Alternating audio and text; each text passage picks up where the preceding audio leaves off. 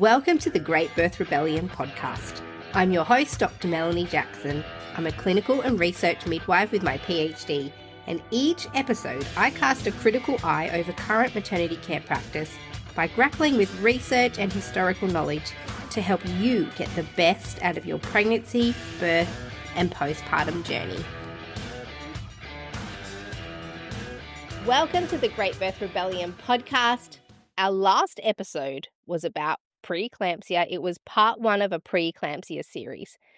And we talked about the diagnosis, possible ways to prevent it, possible way to predict it, what preeclampsia is.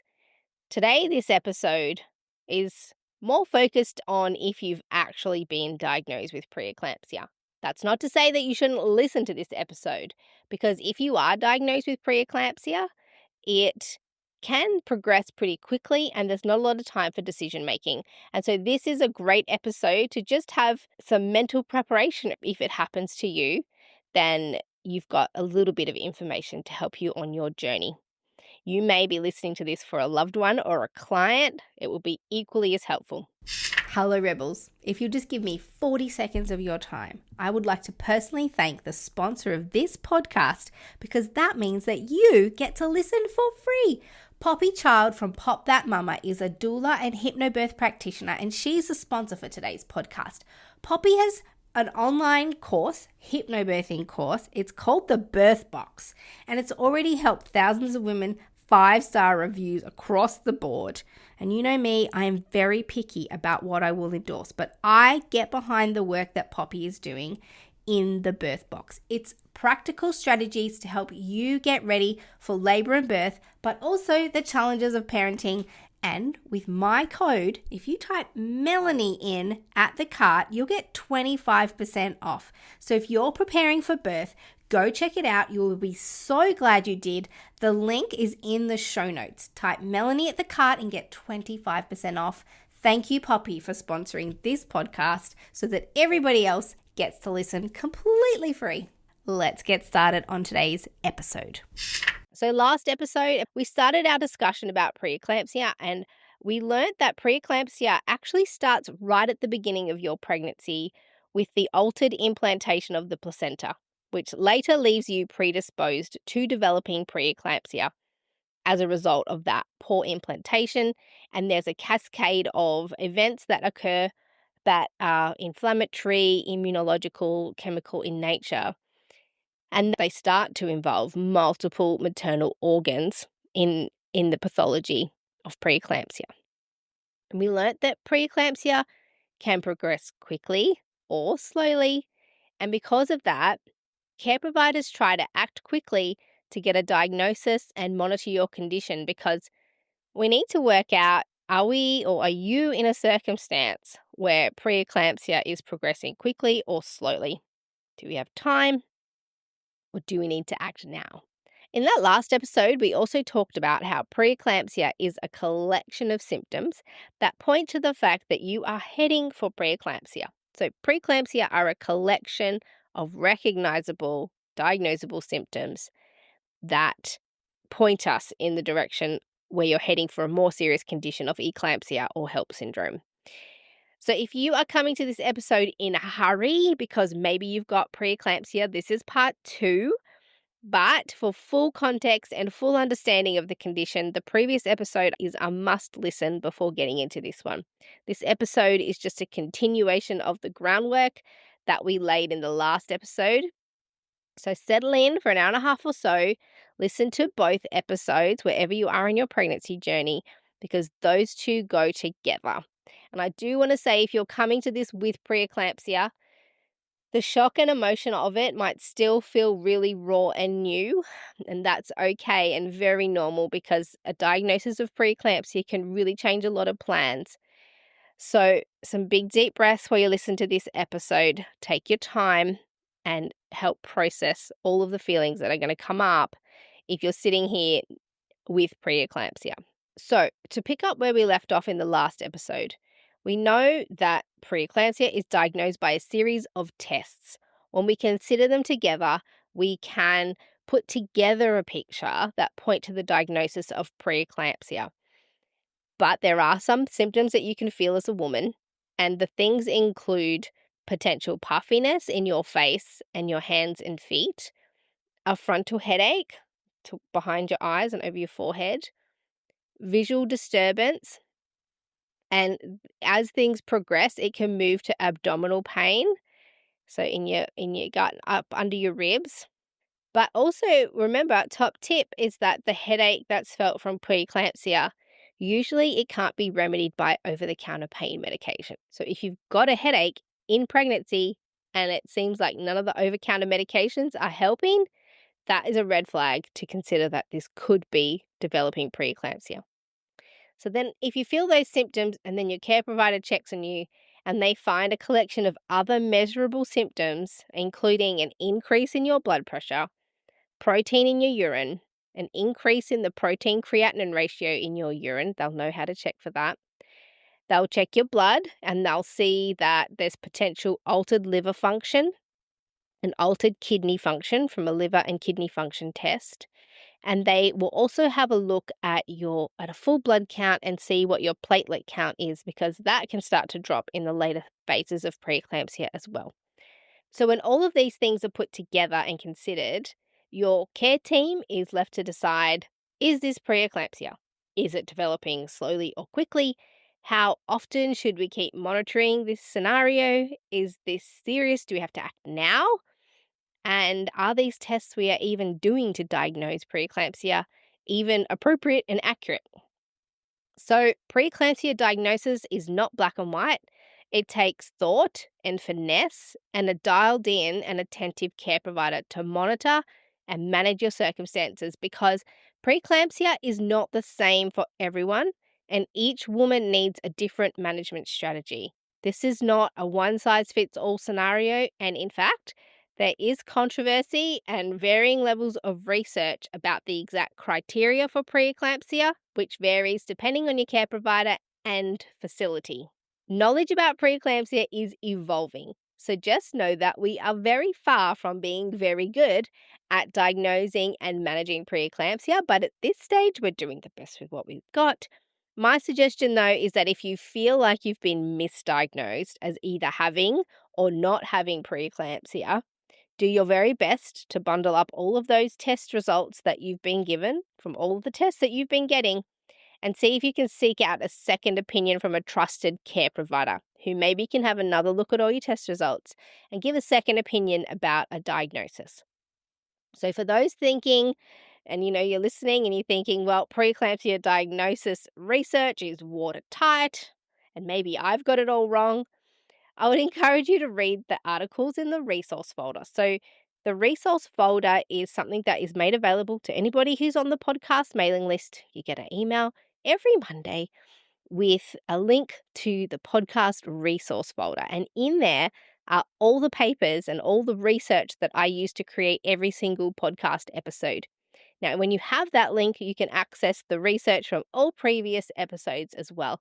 But we send that out to our mailing list. So if you want to get access to the resources, just scroll to the show notes of this podcast down below, click the link, and you'll be able to join the mailing list to get access to the resources. So go ahead, have a look there if you feel like you need to look deeper.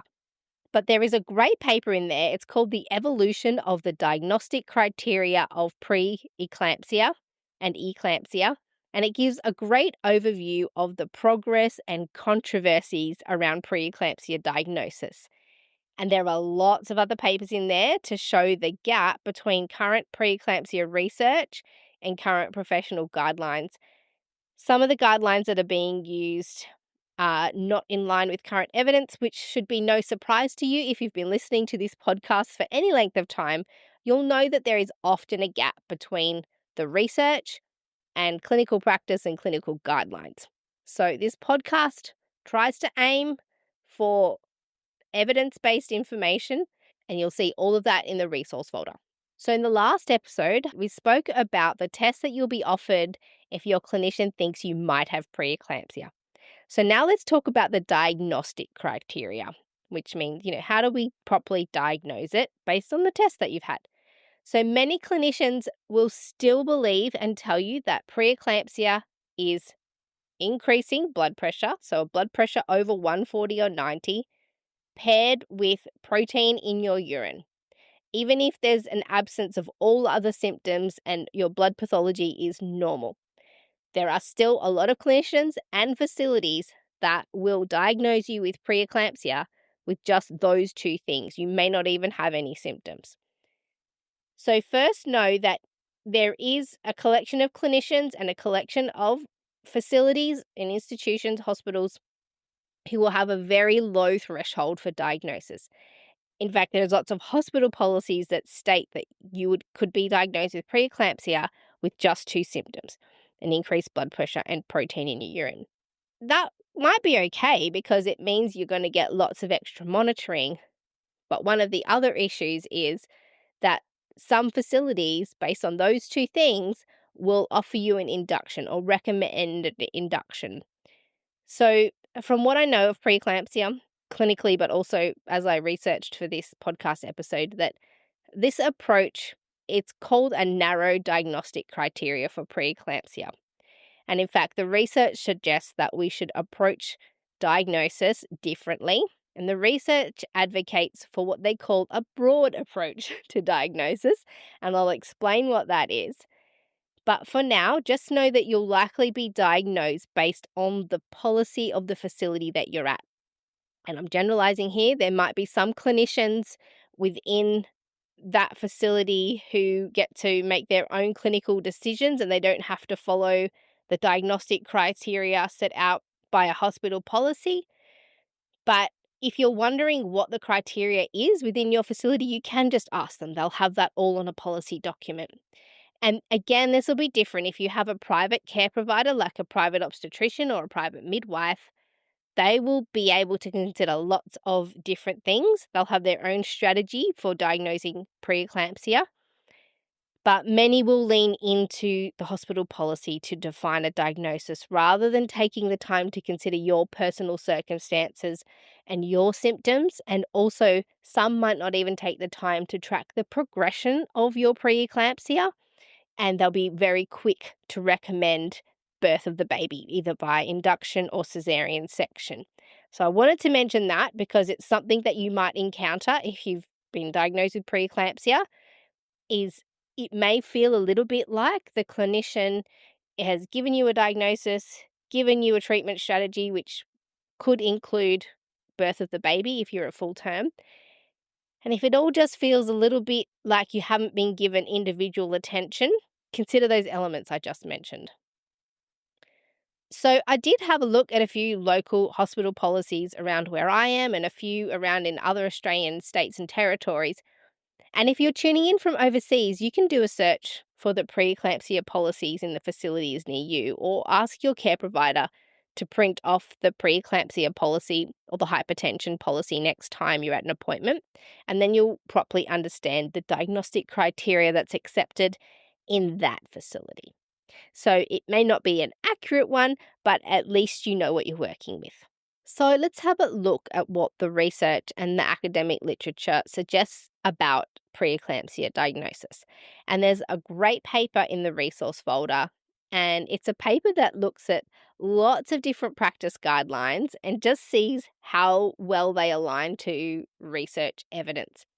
And this paper found that most guidelines defined preeclampsia as occurring after 20 weeks in association with at least one other target organ manifestation. So that means, is there kidney malfunction? Is there liver malfunction? Is there neurological malfunction? And how is the placenta functioning? So if your blood pressure is going up and they check one of those other organ manifestations, symptoms, and one of those is also deranged, then they're lining you up for a preeclampsia diagnosis. The paper suggests that some guidelines still provide a traditional, what they call traditional preeclampsia definition, which is narrow, and that regards proteinuria, so protein in your urine, as a mandatory symptom that's combined with hypertension. So your blood pressure's 140 over 90.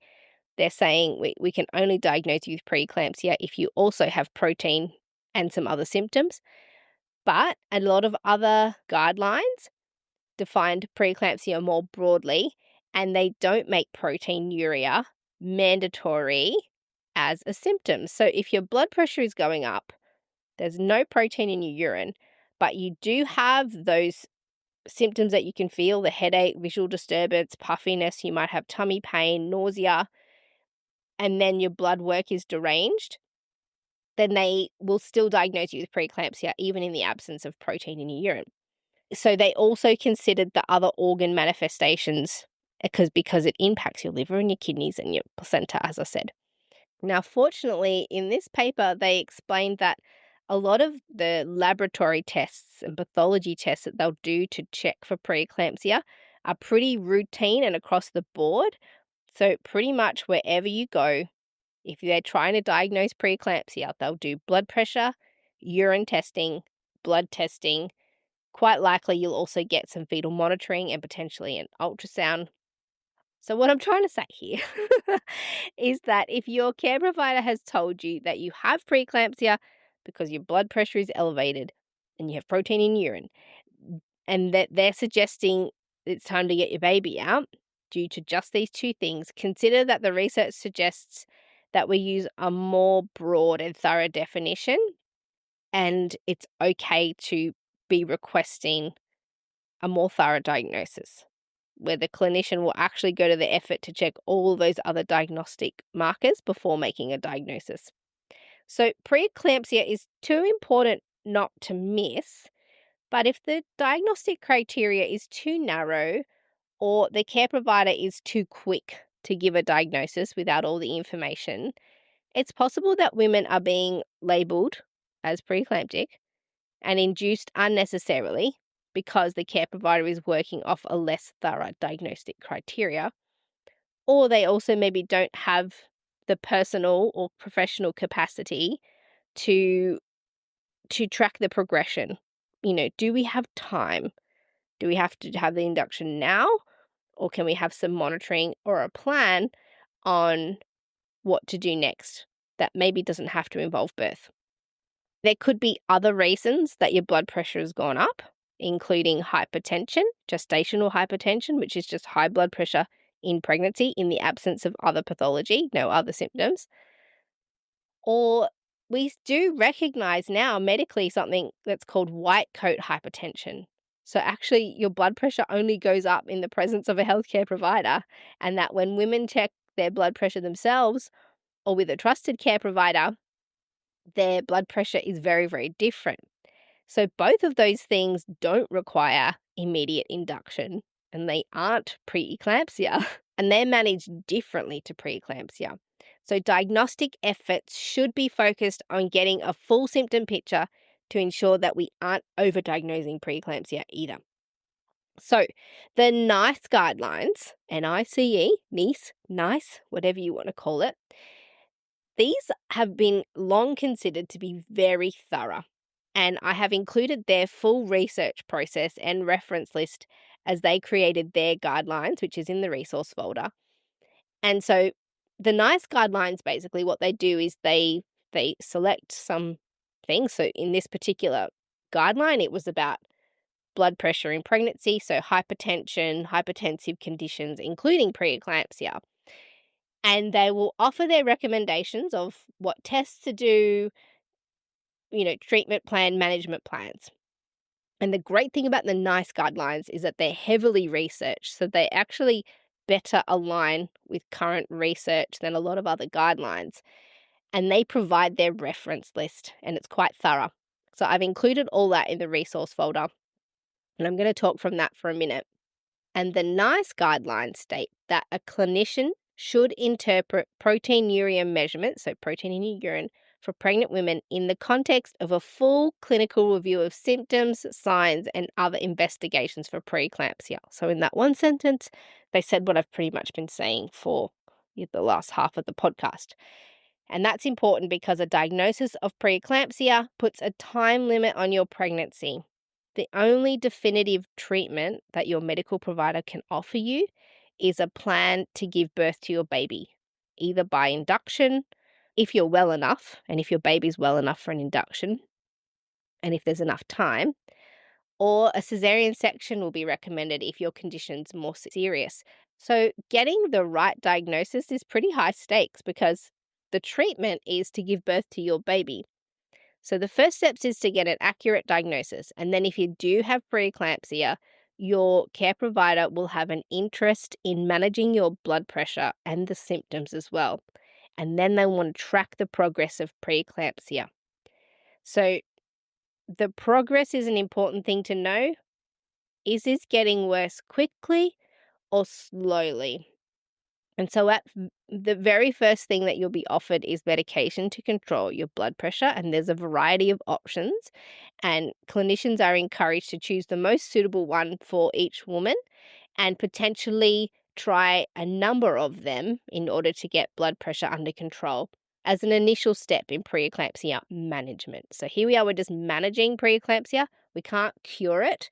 The only cure is to no longer be pregnant and then wait out the few weeks after pregnancy while the symptoms alleviate.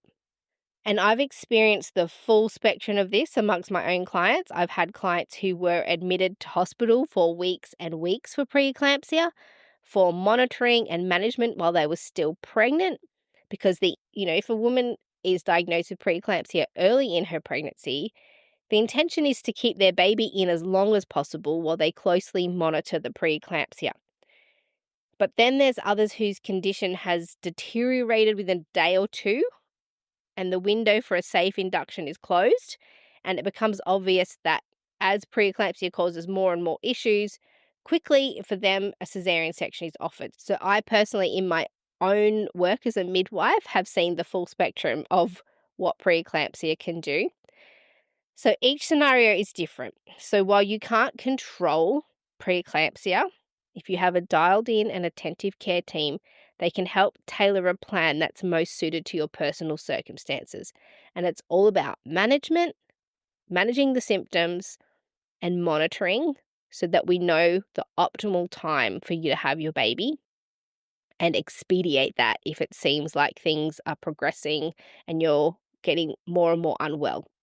I know some of you might be here looking for exact numbers and values for all the tests that you might have, and you might be sitting there with your own blood tests wanting me to tell you what the clinical cutoffs and levels are for preeclampsia so that you can check them and see if your circumstance is accurate. But I'm not going to do that here live on the podcast.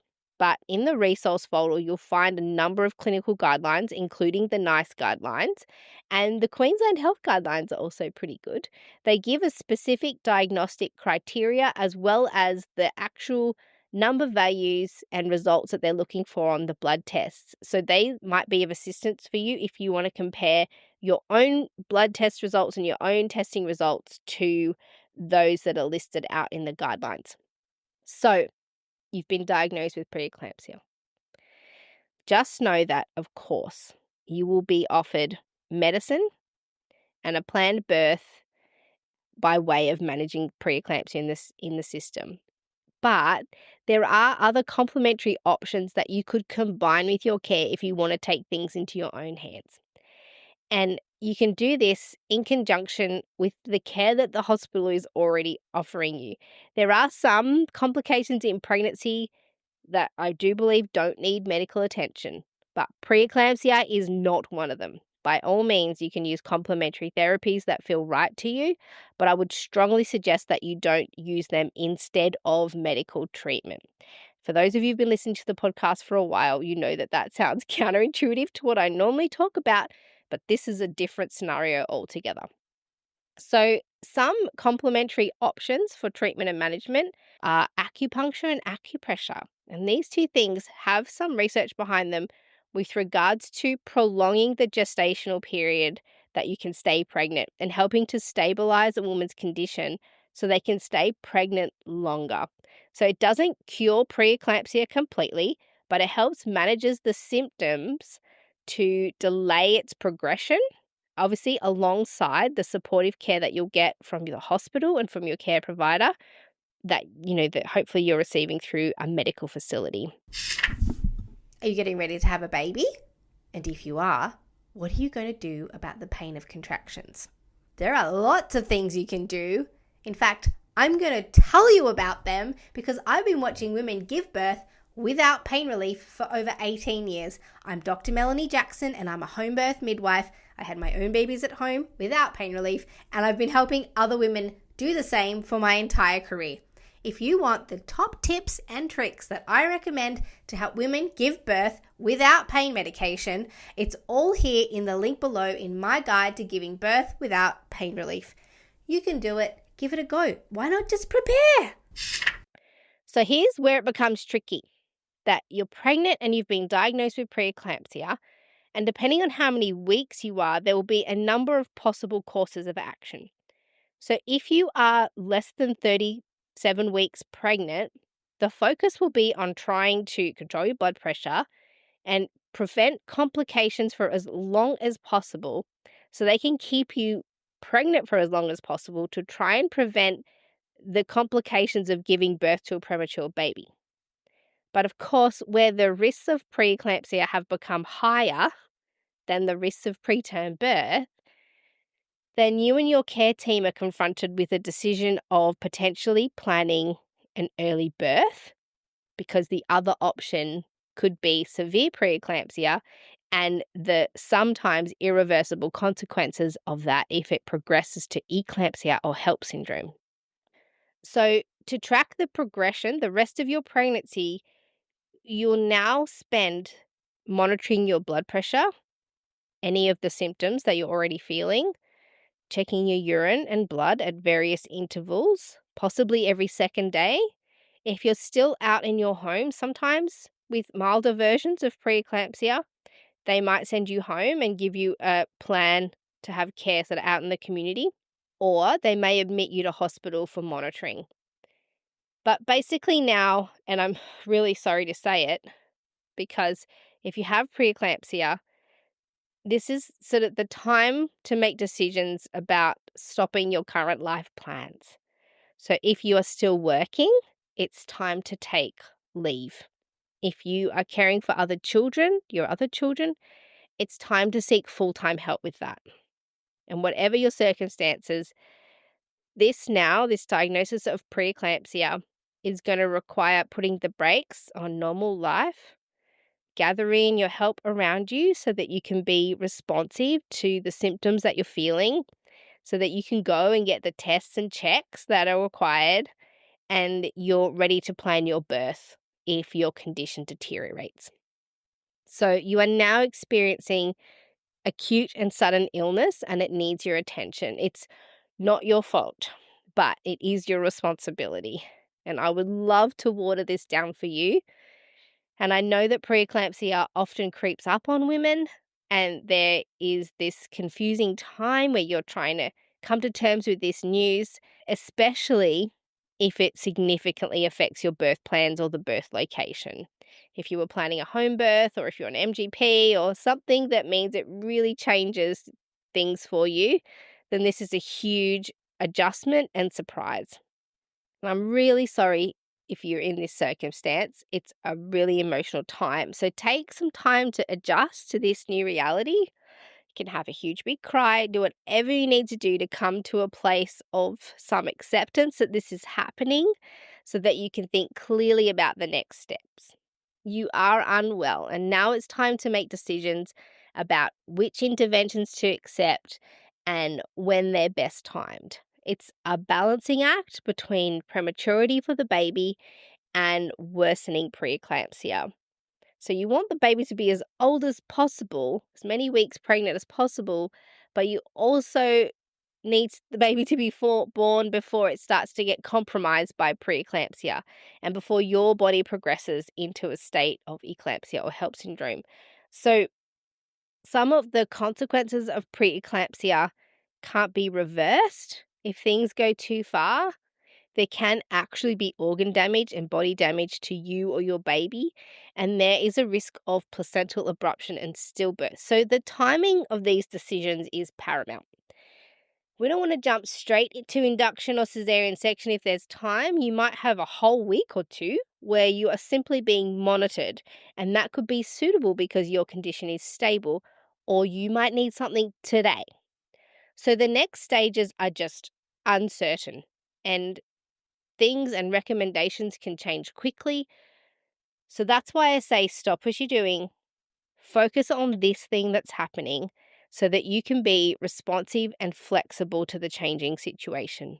Gathering people around you is going to be the key in this, and this is going to relieve you of your usual responsibilities so that you can care for yourself, and that's the important part here. This will actually also be important to have gathered and rallied people because pre-eclampsia doesn't just stop after you have the baby. So the current treatment plan for pre-eclampsia is as soon as you are full term that the baby would be born. So having the baby is the only sort of solution or cure, but it can take up to 2 weeks, sometimes longer, to re-establish control of the woman's blood pressure and for your body systems to return to a normal function. So postnatally, women are still at risk of seizures and eclampsia, and many require ongoing medication in the early weeks and months to stabilize their blood pressure. So recovery takes time. There are some things that can be solved, gestational diabetes. Once the placenta's born, you no longer have gestational diabetes. It's not the same with preeclampsia. The risk exists still postnatally, so close monitoring will still be offered to you. So activating your support network also means that they are hopefully around and alert for the complicated postpartum period too. So women with preeclampsia will often be cared for longer in hospital and then receive regular at-home care and checks to keep monitoring your condition. This might be taken over by your regular GP. So the hospital might send you home and recommend follow-up with your GP, or they may have their own specific plan. So it doesn't just all end once the baby and the placenta are born. So let your people know that not only is there going to be this all-consuming run-up to the birth, which is dynamic and things can change quickly, and it might not be the birth that you were planning or anticipating, which is a whole other thing to come to terms with when you've been diagnosed with preeclampsia. But also realizing that there's a journey on the other side, and it compounds the parenting journey that you're about to go on, and it can also be complicated by having a preterm baby. So my final words are that when you have preeclampsia, you are not only on this new unexpected physical journey where all of your end of pregnancy plans change, your birth plans change, and your early postpartum will look different, but it's this huge emotional journey. So you may encounter some very tender and conscious care providers who acknowledge this, but my experience would tell me that most of your care providers are going to be fixated on your physical experience, and they will forget how emotionally taxing and burdensome this is for you. Pre-eclampsia hijacks your pregnancy, birth, and postpartum. So while your physical health is important, just also be conscious to make purposeful steps to nurture your emotional, mental, and social health. And the most practical way to do that is to bring people around you that fill you with comfort. Do small and frequent things for yourself that are nurturing and nourishing, and call on the practical help for usual life things like cleaning, shopping, food prep, home responsibilities, caring for your children. I'm so sorry if this is happening for you, and I wish upon you a journey where you are cared for, where you're allowed the time to consider your options, and where your care providers are kind and gentle, and where you have all the support that you need to carry you through this. You've got this. That has been today's episode of The Great Birth Rebellion, and we will see you in the next episode. To get access to the resources for each podcast episode, join the mailing list at melaniethemidwife.com, and to support the work of this podcast, wear the rebellion in the form of clothing and other merch at thegreatbirthrebellion.com. Follow me, Mel, at Melanie the Midwife on socials, and the show at The Great Birth Rebellion. All the details are in the show notes.